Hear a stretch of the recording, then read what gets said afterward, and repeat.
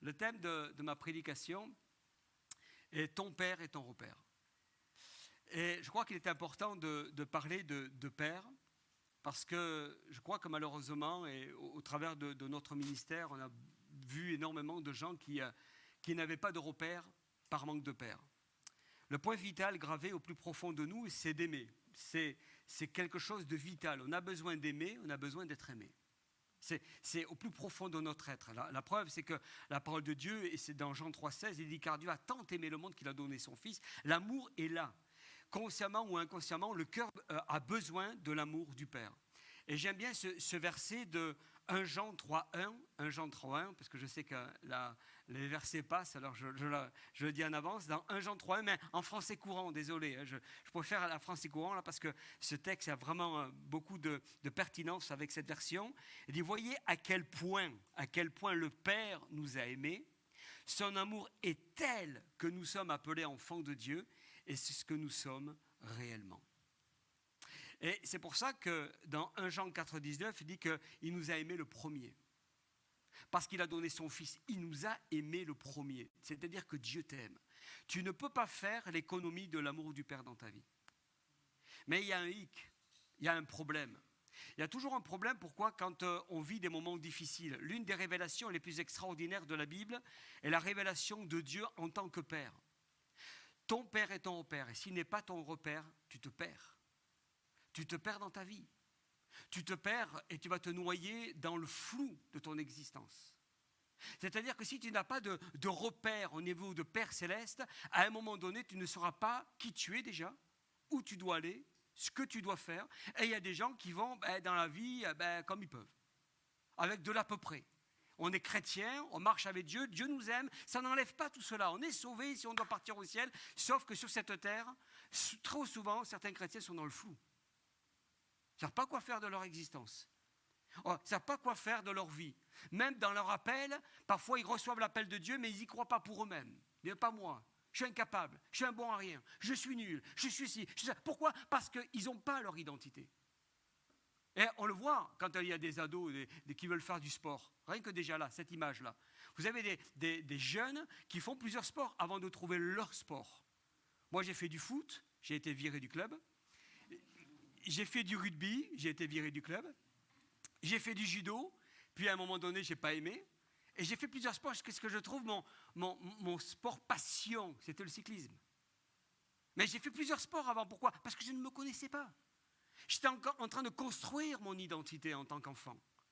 Eh bien, dans notre vie chrétienne, c'est exactement la même chose. Parce que tant que tu n'as pas trouvé ton identité avec le Père, tu vas essayer de te construire. Je dis bien que tu vas essayer. Et tu arrives parfois à 60, 70, 80 ans en ayant dit j'ai essayé de construire quelque chose. Mais en fait, tu n'as rien construit et tu rentres dans les frustrations. L'un des textes les plus puissants, c'est 2 Corinthiens 6, 18, version seconde. Je serai pour vous un père. C'est Dieu qui le déclare. Je serai pour toi un père. Et vous serez pour moi des fils et des filles, dit le Seigneur Tout-Puissant. Peut-être que ton père terrestre n'a pas été ce père souhaité. Et c'est là où ça pose problème, en fait. C'est-à-dire que tu n'as pas trouvé, ici-bas, sur la terre, un repère, parce que tu n'as pas eu de père. En fait, en tout cas, tu n'as pas eu de père comme tu aurais voulu avoir un père. Tu n'as pas eu celui que tu aurais souhaité, peut-être parce que tu as eu un père absent, peut-être indifférent, violent, dur. Et j'en passe. Certains même n'ont pas eu du tout de père. Ils ont grandi, ils ont été mis à la DAS, ils ont été accueillis par des familles d'accueil qui les ont plus ou moins aimés. Et ils se sont construits comme ça. Et ce père terrestre les a abîmés, les a cassés, les a brisés. Et le problème, c'est que quand on rentre après dans la foi chrétienne, dans la marche avec Dieu, on parle d'un Père céleste. Waouh! Le problème, c'est que très souvent, on va faire une projection du Père terrestre vers le Père céleste. C'est-à-dire que le Père qui a été dur, qui a été absent, qui a été rejetant, qui n'a pas été aimant, on va le retrouver et on fait une projection, on va avoir ce même regard au travers du Père céleste. Le fait même de dire Papa céleste, ça crée des émotions négatives.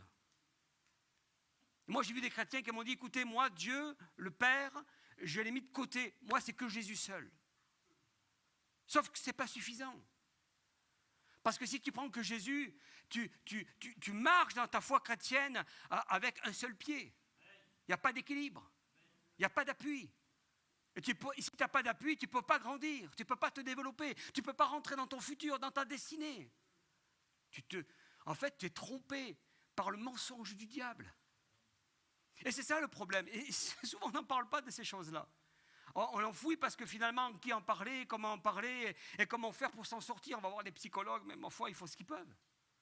Et il y a comme vraiment quelque chose qui est détruit au plus profond de toi. Et très souvent, ce passé douloureux abîme l'image que nous avons du Père Céleste. Alors le Père Céleste joue un rôle important et capital dans la construction de notre identité. Et c'est pour ça qu'on aborde les séminaires comme LTI, parce qu'on est en train de casser tous les mensonges, on déconstruit toutes les forteresses, on amène les personnes à leur montrer qu'il y a des choses qui ne vont pas. Pourquoi ? Parce qu'il y a ça, il y a ça, il y a ça, il y a ça. Et puis, comme une révélation. C'est en étant intime avec le Père Céleste que nous pourrons être établis dans la véritable identité. C'est pour ça que ton Père doit être ce repère. Et tu ne peux pas dire « Jésus seul me suffit », ce n'est pas possible, et c'est ce que je viens de dire, parce que l'un ne va pas sans l'autre. Et je vais t'en donner la preuve. Je vais t'en donner la preuve dans ce texte de Jean, chapitre 17, verset 3. Écoutez bien. Il est dit ceci, « Or, la vie éternelle, c'est qu'ils te connaissent, toi, le seul vrai Dieu, et celui que tu as envoyé, Jésus-Christ. » La vie éternelle, c'est que tu connaisses Dieu, le seul vrai Dieu, et celui que tu as envoyé, Jésus. C'est-à-dire que l'un ne va pas sans l'autre. C'est-à-dire que Jésus est venu t'amener à connaître le Père. Et Jésus, il est là pour te faire connaître le Père. C'est pour ça que la Bible nous dit que Jésus est venu, il a été envoyé du Père pour faire connaître le Père. Mais si tu t'arrêtes jusqu'à Jésus, tu te trompes et tu ne pourras pas rentrer dans ton identité.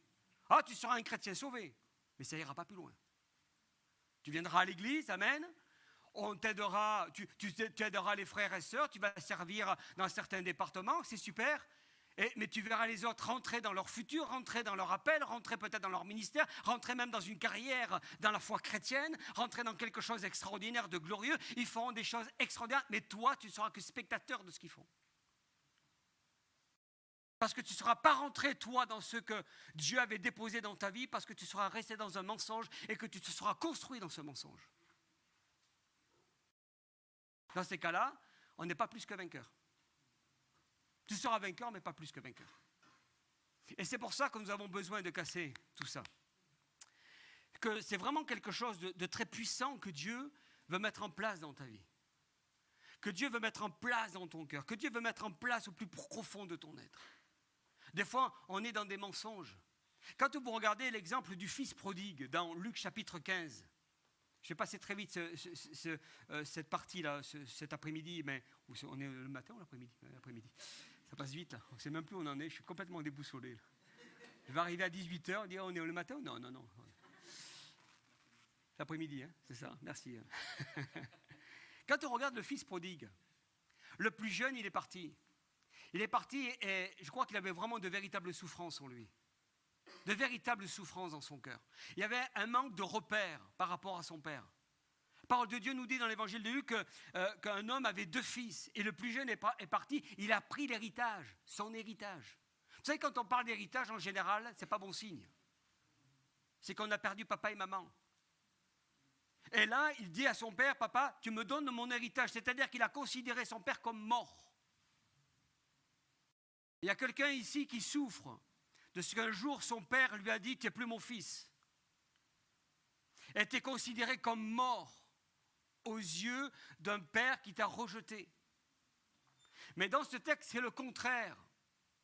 Dans ce texte, c'est le fils qui dit à son père, tu es mort à mes yeux, même mon grand frère, il est mort à mes yeux, il prend ses clics et ses claques, il part dans le monde, et la parole de Dieu nous dit qu'il va dépenser tous ses biens, et à un moment donné, il va garder les pourceaux. Il faut savoir que l'image de pourceau à l'époque, c'était des animaux impurs. Et eux, ils avaient de quoi manger. Et lui, il avait le ventre vide. Et là, la parole de Dieu nous dit, étant rentré en lui-même. J'aimerais que tu fasses ça ce matin. que tu rentres peut-être en toi-même et que tu essayes de faire le point sur ton état, sur ta situation, et que tu sortes du déni, de cette, comment dirais-je, de ce refoulement que tu as eu. Tu as tellement été, vous savez, c'est comme les femmes qui ont été abusées sexuellement, ils rentrent dans une forme de déni, c'est une protection, c'est un refoulement intérieur. On veut essayer d'oublier les douleurs qui nous ont fracassés. Alors on en fait un déni à un tel point que même certaines personnes, certaines femmes ne se rappellent même plus qu'elles ont été abusées. C'est très fort le déni. Et quand on a souffert spirituellement, physiquement, peut-être au niveau relationnel avec les parents, on peut faire un déni, on peut faire un refoulement, on peut oublier ces choses-là, parce qu'on ne veut plus y penser, c'est tellement douloureux. Et le Seigneur voudrait que tu rentres en toi-même et que tu te rappelles de cette réalité et que tu n'en fasses plus un refoulement, mais que tu le vomis, que tu le refuses, que tu dis c'est terminé, je ne veux plus subir ces choses-là, parce qu'en moi, ça devient du pu. Et ça, c'est plus possible. Je ne peux pas subir, je ne peux pas être écrasé, comme diminué, comme sclérosé, alors que je suis censé être libre. Quand la Bible dit si le Fils vous a franchi, vous êtes réellement libre. Parce que dans le monde, les gens sont libres, mais un chrétien est réellement libre. Voilà la différence. Et ça, si tu veux retrouver ton identité, tu seras obligé de vomir ce pu, toute cette douleur. Il faut que tu rentres en toi-même, que tu prennes cette réalité en disant je vais me lever, j'irai vers mon Père céleste, et je lui dirai mon Père, j'ai péché contre le ciel et contre toi. Parce que c'est ce qui s'est passé là. Il y a eu une véritable victoire dans les cœurs. Et la Bible nous dit que le Père lui accorda le pardon, la restauration, la guérison. C'est très fort ce qui s'est passé. Ton Père céleste ne te jugera pas. Ce que je veux te dire par là, il faut que tu brises le mensonge en croyant que ton Père céleste, c'est exactement ton Père terrestre. C'est un mensonge. Ton Père terrestre t'a donné ce qu'il pouvait. Et il s'est construit avec les souffrances, il ne peut pas te donner le bonheur. S'il s'est construit avec les pleurs, il ne peut pas te donner vraiment la joie. Il ne te donnera que ce qu'il a. Il ne t'apportera que ce qu'il a. Que ce soit un papa, que ce soit une maman. Peu importe, mais il t'apportera que ce qu'elle pourra te donner. Et toi, tu donneras à tes enfants que ce que tu as. Et si tu souffres, tu ne pourras pas lui donner au-delà avec un bonheur extraordinaire parce que tes souffrances donneront une empreinte sur tes proches. Or, tu ne peux pas accepter ça. Et nous, en tant qu'enfants de Dieu, on doit censé être libre. Libère ton identité. Et c'est pour ça que c'est très important de pouvoir vraiment réaliser cette partie de notre marche avec Dieu. Je vais aller un petit peu plus loin, je vais sauter quelques séquences parce que ce que j'ai voulu dire là, ce n'était pas prévu dans mon message. Et je pense que Dieu veut nous orienter de manière différente sur ce thème. Il y a quelque chose de très important, c'est que Dieu vraiment veut changer le plus profond de toi. Mais parfois, il y a des malentendus et on peut vivre des injustices, des souffrances, de l'humiliation, de la maltraitance psychologique, physique. Le diable a utilisé les souffrances du passé pour que tu aies une mauvaise perception du Père Céleste. Que tu aies une approche biaisée de qui il est. Excusez-moi. Le diable, c'est de t'empêcher de découvrir ta vraie identité en fait. Et si tu souffres, tu ne pourras pas rentrer dans ton identité. Si tu es blessé, cassé, tu ne pourras pas savoir qui tu es, réellement. Tu ne pourras pas t'épanouir dans la grâce de Dieu. Quand on construit une relation compliquée avec le Père terrestre, eh bien souvent, très très souvent, on l'a avec le Père céleste. C'est ce que je vous disais, il y en a qui disent juste Jésus. Mais ce n'est pas suffisant. Et c'est pour ça qu'il faut que tu brises cela. On fait une projection.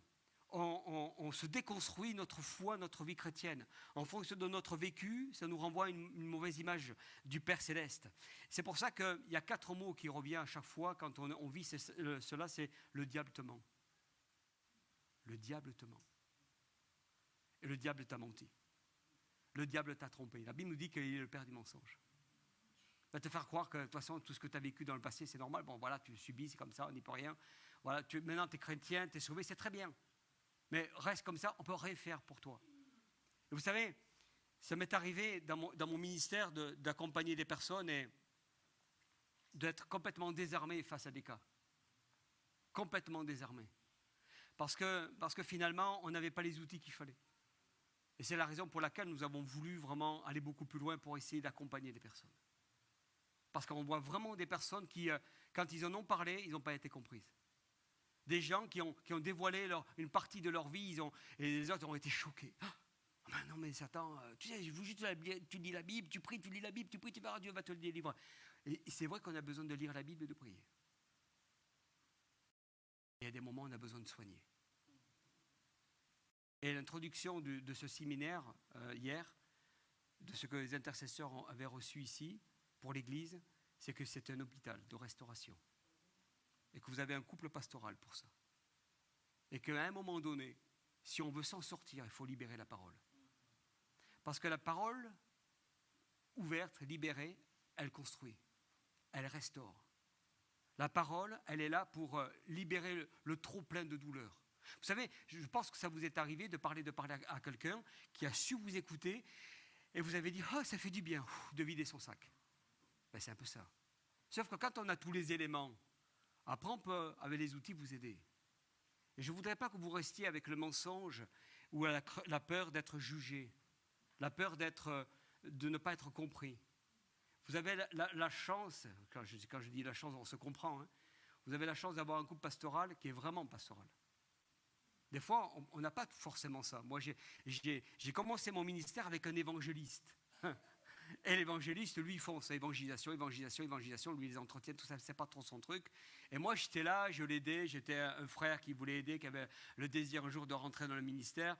Et il voyait que je prenais du temps à écouter les gens, à être là, à patienter. Il me dit, oh là, tout ce que tu fais, moi, je sais pas faire ça. Il me dit, tu sais ce qu'on va faire? Tu vas faire les entretiens et moi, je vais évangéliser. Et vous avez comme ça, c'est normal. On peut des fois ne pas pouvoir avoir cette fibre-là, ça se comprend.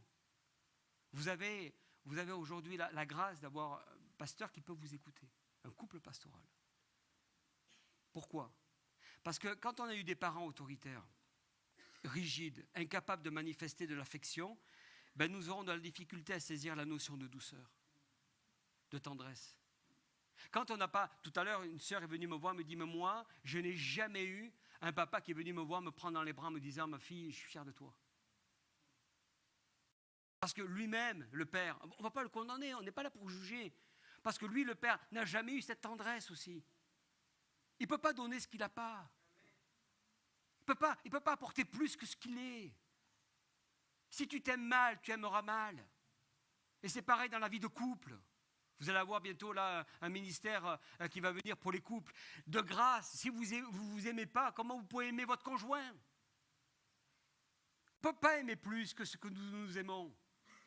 Et c'est pour ça que c'est très important de comprendre cette affaire. Parce que quand on a grandi avec cette empreinte d'autorité, de rigidité, eh ben, dans notre esprit, dans notre cœur, dans notre être, on est comme ça. On ne peut pas être autrement. Et on s'enferme dans des schémas dans lesquels on nous a imposé toutes sortes d'émotions négatives.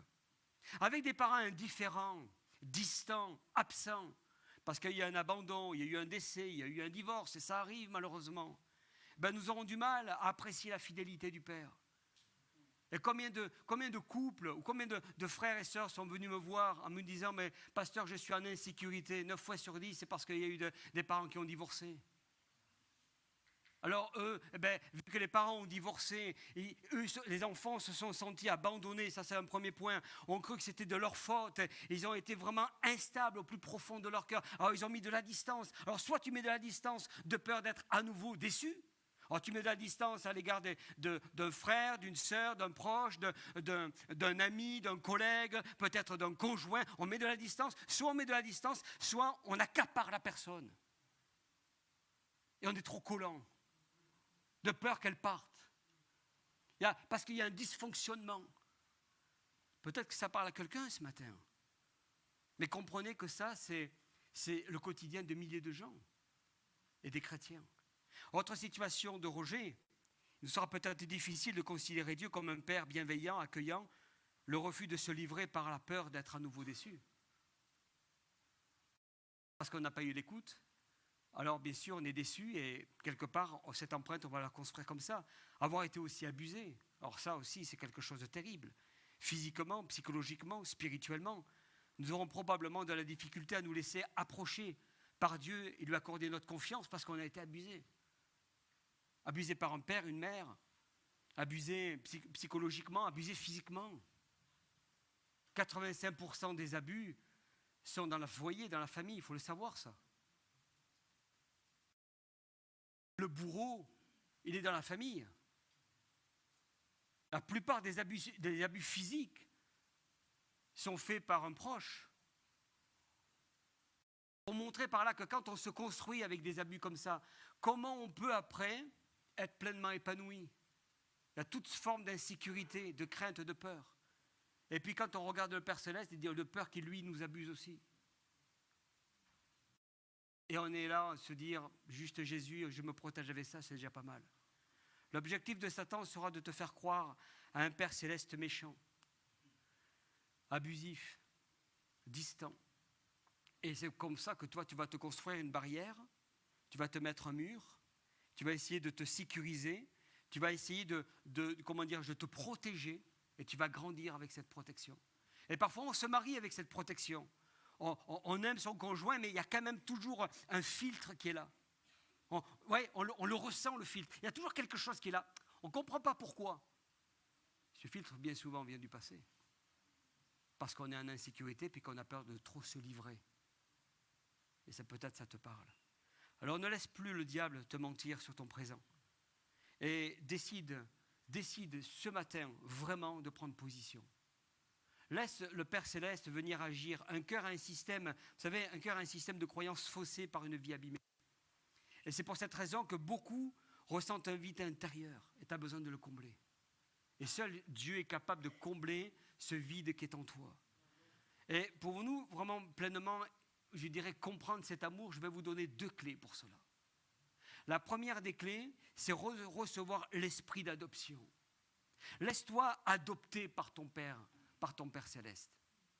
Peut-être que tu n'as pas eu forcément le père que tu voulais parce que ce père-là, lui aussi, s'est mal construit, a toutes sortes de dysfonctionnements et on comprend parfois la situation, peut-être qu'on ne le comprend pas, mais en tout cas la réalité, elle est là. Alors aujourd'hui, vraiment que tu puisses comprendre et accepter que tu as un Père Céleste qui veut t'adopter, qui veut te prendre dans les bras. Vous savez, je rendais ce témoignage tout à l'heure au premier culte, je faisais une réunion de jeunesse. Et à la fin de cette réunion de jeunesse, j'ai fait un appel, les gens sont venus devant. C'était pas une réunion de jeunesse, c'était une réunion d'hommes, pardon. Et à la fin de cette réunion d'hommes, il y a un frère qui vient me voir, 67 ans. Écoutez-moi bien, 67 ans. Il vient me voir, me dit, pasteur, moi mon père m'a rejeté, il ne m'a pas aimé. Jamais j'ai entendu une parole encourageante. Jamais il m'a dit, mon fils, je suis fier de toi. Jamais il m'a pris dans les bras. Vous comprenez, pasteur? Il ne m'a jamais pris dans les bras. Et là, Dieu me dit, prends-le dans les bras. Et je l'ai pris dans les bras. Il dit, vous permettez? Je dis oui. Et je l'ai pris dans les bras. Qu'est-ce que je n'ai pas fait en faisant ça? Il m'a serré tellement fort, j'ai cru que je montais au ciel. Là. Il dit, il va m'étouffer. Et il était en train de me montrer, il était en train de prendre toute cette affection qu'il n'avait pas eue avec son père. Je ne pouvais pas lui donner tout ça, moi. C'était juste un geste d'amour, un geste d'affection, un geste de compassion. Mais seul le Père Céleste était capable de lui donner tout ce qu'il n'avait pas pu avoir sur cette terre. Et on s'est pris dans les bras, il a pleuré à chaudes larmes, la chemise toute mouillée, tout ça. Alors déjà, j'étais mouillé de transpiration, mais là, c'était à total. Et là, il était là, mais à la fin, il était vidé, il m'a dit, mais merci, pasteur, merci. Il était 64 ans. Il n'y a pas d'âge pour venir au Père. Il n'y a pas d'âge pour racheter le temps. Il n'y a pas d'âge de venir vers celui qui seul est capable de te comprendre. Si tu n'as pas été compris. Je me rappelle d'un frère, dans un entretien, il me parlait du fait qu'il n'avait pas eu de père. Et il me dit ceci, il me dit, Didier, tu ne veux pas être mon père? Non mais c'est 30 ans. Le frère, et c'était très sérieux, hein. Il me dit, tu veux pas être mon père? Il dit, je ne pourrai jamais t'apporter ce que ton géniteur t'a donné. Et puis après, tout ce qu'il a pu te donner, il a fait avec. Il n'a pas pu répondre à tes émotions, il n'a pas pu répondre à ton bonheur, il n'a pas pu répondre à tout ça, mais moi je ne pourrais pas en faire plus non plus. Pourquoi? Parce que je ne suis pas le Père Céleste. J'ai dit, par contre, je veux faire une chose avec toi. Je vais t'accompagner vers le Père Céleste. On va cheminer ensemble. Après, je vais donner quelques pistes en tant que futur papa. C'est différent, ça. En tant que futur papa, il avait besoin de certaines pistes. En tant que futur mari, il avait besoin aussi de certaines pistes. Ça, c'est autre chose. Mais je ne pouvais pas devenir le père qu'il souhaitait. Parce qu'il aurait été très, très, très, très déçu de moi. Moi, ce que je voulais, c'est qu'il soit vraiment fier de qui il était. Et ça, il n'y a que Dieu qui est capable de lui donner tout ça. Alors, c'est pour ça que je vous dis, dans Éphésiens 1,5, il nous a prédestinés dans son amour à être ses enfants d'adoption. Et le mot prédestiné, c'est précablé quelque part. Ça veut dire ça. C'est-à-dire que Dieu a tout préparé. Tu n'as plus qu'à te brancher avec lui et à te connecter avec le ciel. Il y a un principe divin dans l'adoption. C'est un acte d'amour incroyable. Et la Bible nous parle de l'esprit d'adoption par lequel nous pouvons l'appeler Père. Abba Père, Papa. Et en disant ça, tu vas briser aussi tout le côté paternel que tu as eu, qui était terrestre, qui t'a fait souffrir. Et tu vas shifter dans ton esprit et créer ce vrai Papa céleste qui a beaucoup de choses à te dire, qui a beaucoup de choses à te partager et surtout qu'il a beaucoup de choses à te donner. Que vraiment, ce matin, tu puisses vraiment transformer cela. C'est pour ça que nous avons vraiment besoin de prendre une victoire. Quelle relation as-tu avec ton Père Céleste? Je vais terminer avec ça. Quelle relation as-tu avec ton Père Céleste? Je vais dire une chose. La relation, soit c'est le fils avec le Père, ou la fille avec le Père, soit c'est le fils avec le Père, soit l'esclave ou le maître. Quelle est la relation que tu as avec lui? Parce que si tu as une relation de fils, tu es libre. Tu as l'esprit d'adoption, tu es libre de contrôle, tu es libre de tout jugement, tu es libre de tout rejet. Mais si ton Père Céleste n'est pas ton Père Céleste, si tu ne le considères pas comme ton Père et que tu n'es pas son fils, alors tu vas devenir esclave et pour lui ça va être un maître. Tu vas le regarder comme un maître et non pas comme un père. Mais si tu le regardes comme un maître, les choses vont changer sur ta vie. Et si aujourd'hui tu vois ton Père Céleste comme un maître, eh bien tu vas ressentir la peur, l'isolement, l'insécurité, l'anxiété, le manque de confiance en soi. En fait, tu le verras mal parce que ton père n'est pas un maître, il est un père. Et ça change tout quand on considère notre Père Céleste comme un papa, comme un Abba Père. Ça change tout dans notre relation. Parce qu'on ne le voit plus avec une certaine distance, mais on le voit avec une proximité. On se laisse toucher, on se laisse prendre dans les bras, on se laisse aimer, on se laisse embrasser. Chose que tu as refusée jusqu'à maintenant. Parce que tu as été tellement blessé, tu as été tellement cassé que tu as voulu te protéger. Alors qu'est-ce qu'on fait maintenant? Je demanderai à l'équipe de louange de s'approcher, merci. Qu'est-ce qu'on fait maintenant? En fait, la part te revient. Soit tu restes dans ce mensonge et tu vas t'abîmer, tu vas continuer à t'abîmer, soit tu vas libérer complètement ce que Dieu t'a donné. Et pour ça, moi, je vais t'inviter à accueillir l'amour du Père.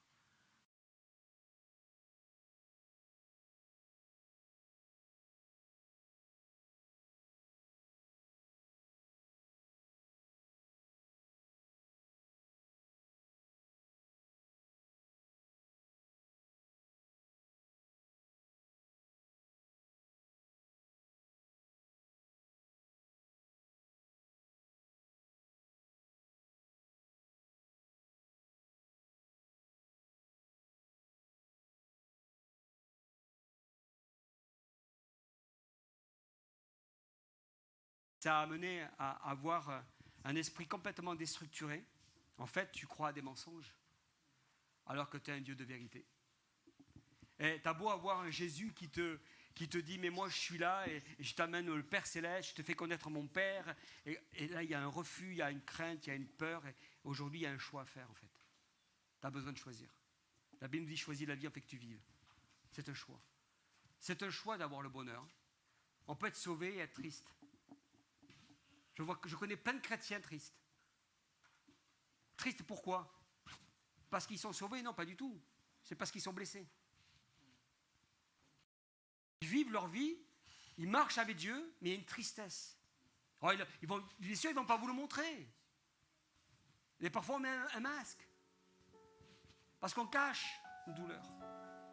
On ne va pas le montrer, forcément. Il y a des chrétiens, de dire, ça va? Mais Dieu ne va pas dire, non, ça ne va pas. Ah bon, pourquoi? Qu'est-ce qui se passe? Et bien, vous allez commencer à rentrer dans une discussion. Et quand tu as fini à parler pendant 10 minutes avec cette personne, une autre qui vient te voir, ça va? Et tu vas dire, non, ça ne va pas. Et là, tu vas encore parler pendant 10 minutes. Alors, on ne dit rien. Ouais, ça va. Amen. Ouais, ça va. Et tu rentres, ouais, ça va. Tu ressors, ouais, ça va. Ça pendant 6 mois, 1 an, 2 ans, 3 ans, 5 ans, 10 ans, 15 ans, 20 ans. Mais en fait, ça ne va jamais. Et tu ne peux pas le dire. Parce que tu n'as pas de solution. Ou en tout cas, on ne te l'a pas montré. Ou quand on te l'a montré, tu as dit non, c'est pas la peine, c'est pas possible. Et puis de toute façon, c'est trop tard, et puis je suis trop vieux. Et puis j'ai perdu toutes ces années. Ben non, tu n'as rien perdu du tout. Tu peux racheter le temps. Et tu peux rentrer dans ta vraie destinée à 80 ans. Ah ouais. Ça c'est... Soit tu crois au mensonge, soit tu crois à la vérité. La balle est dans ton camp ce matin. Cet après-midi. La balle est dans ton camp. Moi, j'ai cru à un mensonge dans ma vie. Et j'ai cru que Dieu pourrait rien faire de moi, de mon ministère, de ma vie déjà, personnelle. Moi, on m'a dit, quand j'ai grandi, c'est pas mon père, Dieu merci, j'ai des parents formidables. Maman m'a dit que tu seras un bon à rien. Tu seras un raté. On me l'a dit, moi. J'étais ado. Et j'ai cru à ces paroles. Et je me suis construit avec ça pendant quelques temps. Et quand je me suis converti, je me suis aperçu que c'était des mensonges. Alors peut-être que je n'avais pas de grand talent, mais peu importe. La question, c'est de savoir si je suis enfant de Dieu, c'est lui qui va me donner les capacités. Comprenez ce que je veux dire? C'est lui qui donne les capacités. La question n'est pas là. La question, c'est est-ce que tu vas accepter aujourd'hui d'avoir un Père céleste qui vient te prendre dans les bras, qui vient te dire, mon fils, ma fille, je t'aime. J'ai des choses à te dire. J'ai des choses à reconstruire chez toi. J'ai des mensonges que je veux retirer dans ta vie pour que tu puisses comprendre le chemin par lequel je veux te faire passer pour que tu rentres dans ta destinée. Je ne veux pas que tu te trompes de chemin sur cette terre. Tu ne t'es pas trompé pour aller au ciel. Tu ne t'es pas trompé parce que ta vie est inscrite dans un livre de vie. C'est très, très, très fort, c'est extraordinaire, c'est merveilleux. Mais réussis aussi ta vie terrestre. Et ça passe par l'identité.